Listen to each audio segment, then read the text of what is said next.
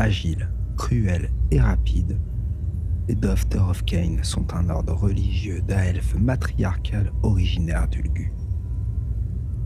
Bien qu'elles aient des enclaves au sein de la société azyrite, elles ne vivent en fait que pour le frisson de la guerre et du sang versé. Leur autel est le champ de bataille et le sang chaud de leurs victimes et leur vin.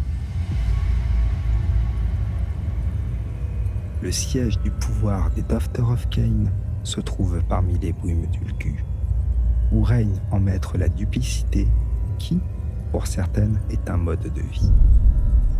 Ces guerrières sont les héritières d'une tradition bâtie sur le sacrifice et des rites de bataille sanglants. Bien qu'il s'agisse d'un héritage qu'elles ne peuvent revendiquer ouvertement, de crainte de susciter l'ire de Sigmar et être chassées du monde civilisé. Au lieu de quoi, elles se cachent derrière des masques, des mensonges et des manigances pour agir.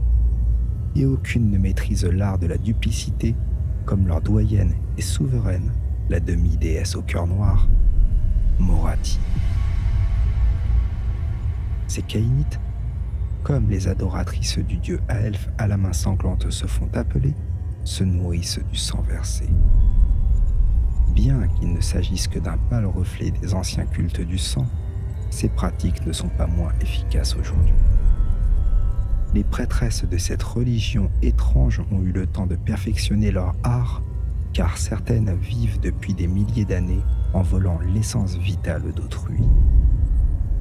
En baignant leur corps flétri dans le sang chaud ou en buvant le contenu de leur chaudron, ces vieillardes se muent en jeunes filles souples à la peau d'albâtre immaculée. Elles comptent parmi elles certaines des premières Aelfes à s'être libérées du joug de Slaanesh. Celles qui se libèrent non pas en se cachant de leur ennemi juré, mais en s'offrant corps et âme à un autre dieu pour être protégées.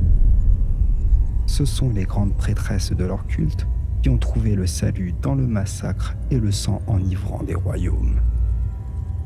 Pourtant, certaines soupçonnent Cain de n'être qu'un autre mensonge, un masque de plus pour celles qui cherchent à le remplacer. Morathi a façonné une société à son image, créant une dynastie de Witch-Elves qui obéissent à ses moindres caprices. Elle se dit l'oracle de Cain, utilisant son image et son credo sanguinaire pour galvaniser ses disciples, présidant à des rituels élaborés et érigeant des statues en son honneur. Ces Daughters of Cain nouvellement créées, prêtes à se réfugier dans les bras d'un dieu elfe, rares sont celles qui s'opposent à elle et celles qui le font sont changées en médusas assoiffées de sang. Cependant, la vérité est que Cain demeure silencieux. Morathi, bien qu'elle prétende n'être qu'une messagère d'une puissance supérieure, est devenue la despote d'une nouvelle civilisation modelée selon ses désirs. Conclure une alliance avec les forces de l'ordre fut pour Morathi une tromperie de plus, afin de préserver le secret de ses plans.